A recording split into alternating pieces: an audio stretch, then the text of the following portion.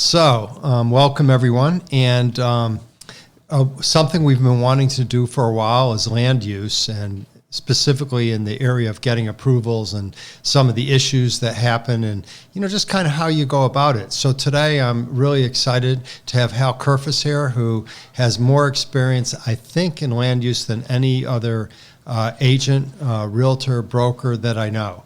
Hal has not only served on several commissions, he's been involved with clients getting land use approved and writing letters and just going through zoning regulations and understanding the facets and the decrees and everything that go along with putting the recipe together so that it meets the recipe book, which I call the land use book in the town hall. So Hal, welcome. Thank you.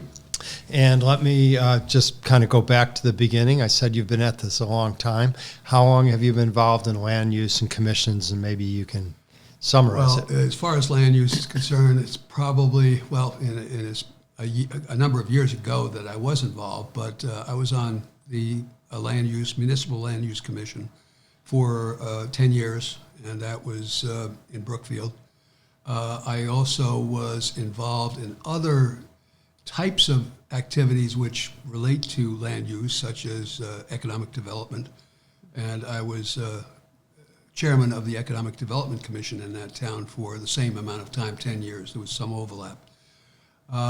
Also, I've been on both sides, of course. I've been on the side of the commissioner and making decisions, and I've been on the other side, making presentations and applications. So it gives you perspective of seeing both sides. So let me just start with the Economic Development Commission versus being on the municipal land use.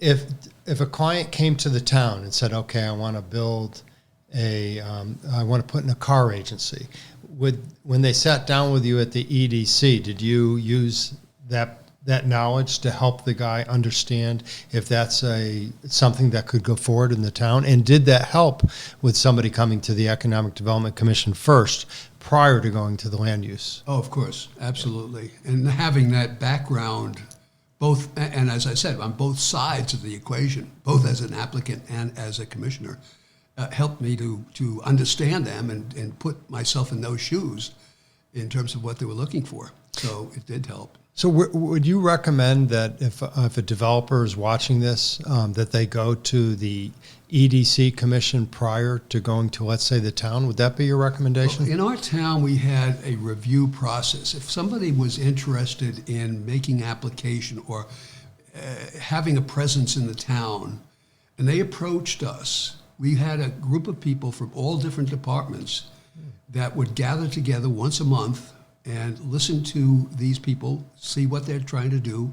If we could help them, we'd certainly steer them in the right direction. We couldn't give them any approvals, but on an informal basis, it was great for them to be able to get that kind of guidance early on in the game, and it helped a lot. I think a lot of those particular people who came in, or particular companies that came in who wanted to do something, wound up actually doing it because they like the process, they like the transparency of it all. So I have two questions for you. One is, do other towns have that process that you just talked about? And secondly, let's say I was coming to Brookfield, what would I come armed with? Should I spend money on site plans, renderings? What would you recommend? Well, the second part of that question is a little bit complicated, but as far as other towns are concerned, I think it started in New Milford, and Brookfield decided, hey, this is a pretty good process. We picked it up, and I think other towns have picked it up. But now I think that it's pretty widespread, I think, in terms of this region. As far as what the other question was relating to what the application process? Well, just what I'd bring to that first meeting. I'm going in to see the review board or whatever you call it, just to get started. You got to be armed with something so they have something to look at. Everything is going to be different, Paul. Every person or company that comes in there is going to have a different story as to what they want to do. So they just be themselves, just say, hey, this is what I'd like to do. I'd like to get some feedback on it. If they wanted to go further, then they could also, if they have certain plans, they could meet with the zoning commission, meet with inland wetlands, or whatever it might be, whatever commission they want to apply for, to have an informal discussion. In other words, here's my general plans. What do you think? Do you think this has a chance of approval? Right. So, I'm just asking like questions. I mean, I may know the answers, but other people don't know the answers. Sure. So, when you get to that point where you're going to do that, should the property be tied up, or can it be just an idea and the property's for sale and you go in? Well, usually you're not going to bother. Well, no, let's take that back a step. If you want to go in for an informal, you might not have made an application, might not even be under contract. Okay. So you could be looking at a piece of property in the town and say to yourself, maybe even the seller doesn't even know, but it's for sale, and you just want to find out if this might be something you want to pursue. Well, your use determines what kind of questions you're going to ask. Yeah. If you want to do something that's not allowed in that particular zone, you're kind of barking up the wrong tree. But if you have a use that is allowed, and it's a question of how dense that use could be, how much parking you need, how much setbacks you need, whatever the question is, then you can come to them and sort of get a feeling before you spend a lot of money in terms of site plan development and that sort of thing. Okay, so Hal, obviously I know what value you bring and some of the projects throughout the years, and there have been multiples and many's, I mean, in the tens. I'm going to pick out two that I want to talk about today and kind of go through. I think I want to talk about the Army Reserve deal that you did in Newtown, where you sold the property from Lee Farm to the Army Reserve. And then secondly, after we talk about that, I want to go to the Costco application that you tried to do on the farm in Brookfield, and it failed. So one won and one failed. So let's talk about the Army Reserve first and what was involved. Did it meet the zone? Was there a special exception? What does that mean? Did the site plan work? What are some of the things you went through on that particular project? That particular project probably took about 2.5 years from start to finish. Is that normal, 2.5 years? No, it's a little long. Okay. I'd say the average time for an application is probably, let's say you make your application. There was a lot of planning before you even make your application. But let's say you make your application to a zoning commission or inland wetlands commission or whatever it might be, a planning commission. Basically, you have about 9 months to, if you have to have a public hearing, that is. You know, a public hearing takes up time, and a development project, most of them do require a public hearing. That could take 9 months, it could take a year. If you run into problems and you want to continue, let's say you get turned down, you can appeal it. And some projects can take a lot longer than that year that we pretty much budget for. In the case of the Army, there were a lot of moving factors, a lot of moving pieces. For instance, they were looking all over the state, okay, for a regional Army Reserve training center. Now, it was a fairly big operation. They're talking about 130,000 square feet. They're talking about anywhere from roughly 20 acres. And they looked at a number of towns, and so we were competing with other towns to even get them to look our way. Once that happened, then we moved ahead and looked at the possibility of getting it approved, how much land you need, what's the quality of the land, what's the access to the land, parking, all kinds of considerations, including traffic control. So we then went to the town. We had plans. The Army Corps of Engineers was in charge of this project, and it's funny because the Army Corps of Engineers usually takes a long time to do a project, but because it was for themselves, it was very quick. But in any event, you have to go through a lot of hoops. For instance, there's we call it the critter law. Are there certain types of endangered species on the property? Are there artifacts that suggest some sort of early settlement on their property? Things like that slow things down, but you have to go through them. Then we had to approach the city, talk to the city at some time. The city was very, very optimistic about us getting approval. They thought it would be a good thing for the city, a coup, in fact, for the city. But then, of course, you get people in the area that start to complain, okay? Oh, we don't want that here. You're going to have helicopters buzzing all over the place. You're going to have tanks running through the city. I mean, all kinds of strange and wild things. In any event, we got past some of that. Oh, then we had political interference. And I won't get into a lot of detail on that, but you always have pretty much political influence if something is large and controversial as that. It took, once we had the application and the plans put together, it took quite a while, and they just strung it out a bit. So that's why it took about 2.5 years. So let me back up. Public hearing, you made, if we have a public hearing, it goes 9 months. What makes a development have a public hearing? What constitutes a public hearing? What are the flags? Most developments, I think, require that. There are some that are simpler, perhaps. In fact, the town determines whether it should have a public hearing or not. The commissions have that. So the town looks at the application, says, this is large enough, or maybe the traffic is there, or there's a wetlands impact, whatever it may be, and they say. So what's the process? How do you go? Do you go to zoning first? Do you go to wetlands first? What do you do? In some cases, people tend to go to wetlands first. And the reason for that is that wetlands sometimes takes longer than zoning, and they're trying to balance the two so that they finish at about the same time. That's not a hard and fast rule, but it happens a lot, so that's why I mentioned that. If the planning and zoning is under one group, and there's a planning commission and a zoning commission, then you have to go through both.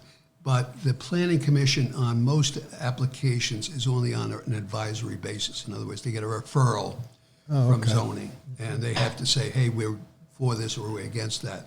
But it doesn't go into the final decision. It just helps them make their own. So if planning's against it and zoning's for it, what happens? Usually zoning has the upper hand. Okay. Yeah. Okay. So in this Army application that you made, I'm assuming that it met the regulations for the city of Danbury, or did they have to amend the regulations that they hadn't thought about before? Like maybe they never thought of an Army use going in there and have to add that to the regulations. How did that work? It was an industrial zone, so it pretty much was a use that was allowed. So I don't think that was any particular problem. It's just there were political aspects to it. Again, with a lot of developments, you have local people complaining, okay? Yeah. And I have to tell you a funny story about that, because we had a lot of complaints from people who live nearby. And in fact, some of the meetings we had in terms of the zoning meetings were quite contentious in some cases. But after the thing was done, and it was built, and they had an open house for anybody that wanted to come. A lot of people that were in the neighborhood, of course, wanted to see what was going on there. They loved it. Yeah. So they looked at it. Case. Typical. Yeah. A lot of people they overemphasize the problems and underemphasize the good things that can happen. But that's the reason why. I mean, we have these regulations. And if let's say the regulations say that you can do a 130,000 square foot building. Uh-huh. And if they wanted to build 150,000 and the footprint only allows 130, they could get rejected. But if they build to what the regulations say, I consider it like baking a cake, like you have this recipe, and you do everything correctly, does the city have a right to reject you? That's called as of right. In other words, you meet the zoning requirements, you meet the layout requirements in the sense of the size of the building, the coverage of that building, the parking for that building, the access to that building, all the other questions, a myriad of questions that come up. If you meet those questions, They really should not be able to. But I hear these stories. So let's say that my aunt lives next door to the Army Reserve, and I'm on the commission. Yeah. And I say, I don't want it. And so I vote, and it gets turned down. Well, what rights does the Army have to come back and get it overturned? The Army could go back and say that there is a conflict of interest. No, well, but I mean, they're now turned down. If that commissioner votes against it, and it's known that they have a conflict of let's interest. say nobody knows. So here's my point is this: I built everything according to what the town told me to do. I didn't miss a thing. It's perfect according to the recipe book. The town votes me down. What happens? I think I'm getting the gist of this in terms of something you've tried to do. Well, no, I'm very familiar with this, and in the state, in the local towns, a lot of times this happens, and they do allow something to come. They do allow the developer, if he meets all the regulations and it gets turned down, it could be a political reason. Yeah. What rights does the developer have? Let me just try to answer that in a kind of a unique way.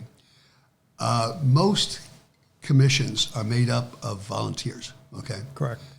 Some of the volunteers are well qualified, some are not qualified at all, okay?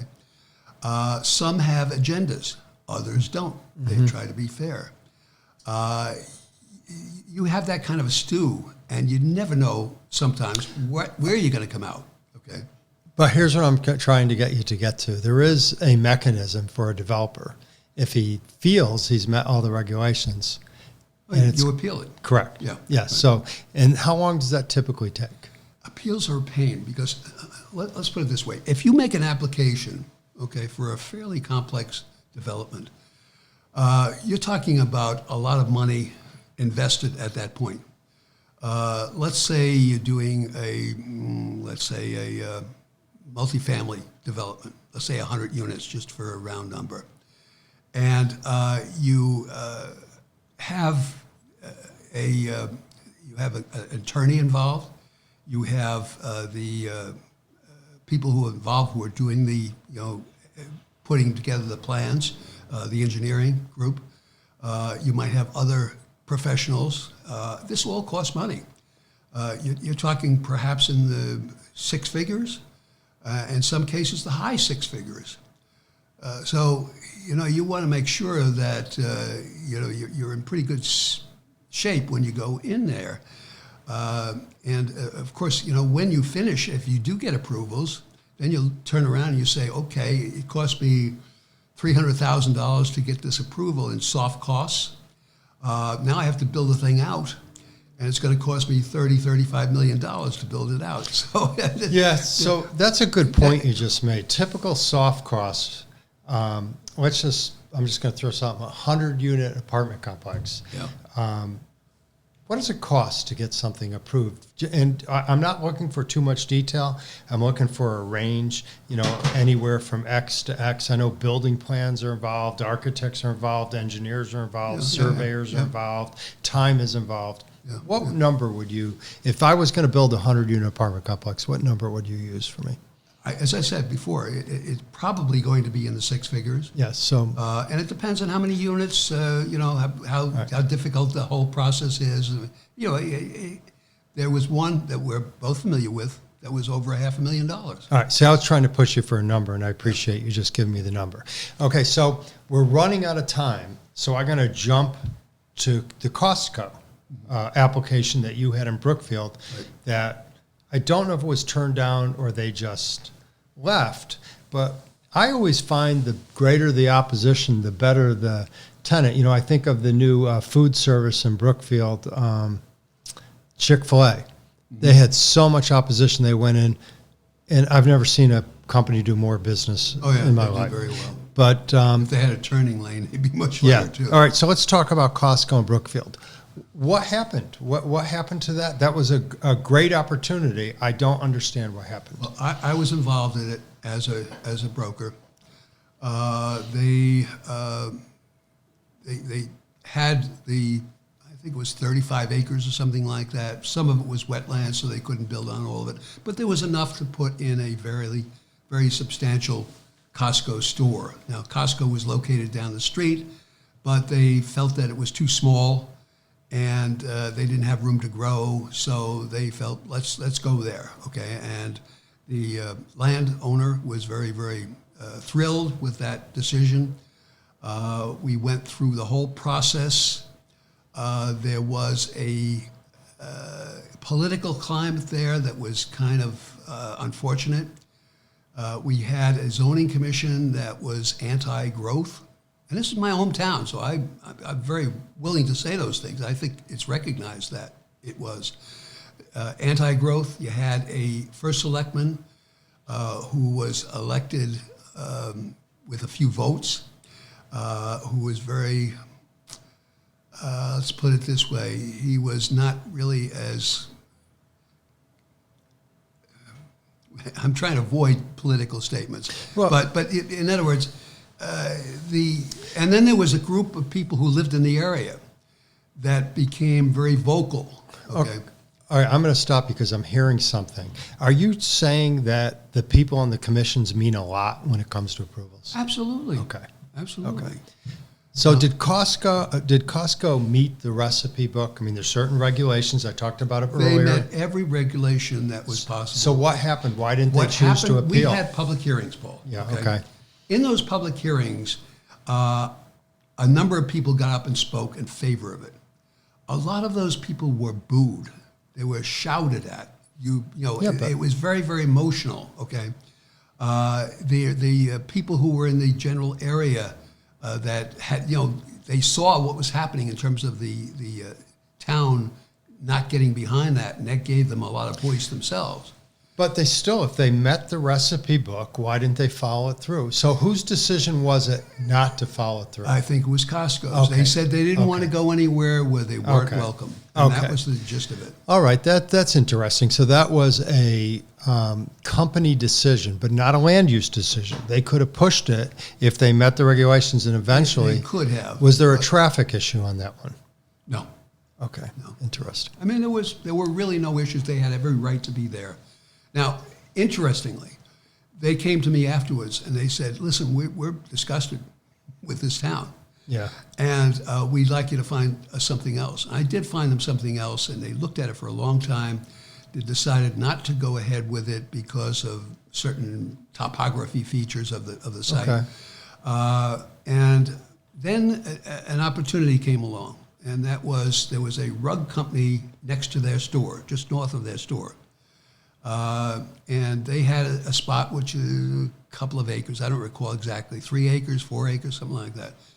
And they asked me to sell that particular store, that property, which I put under, listing.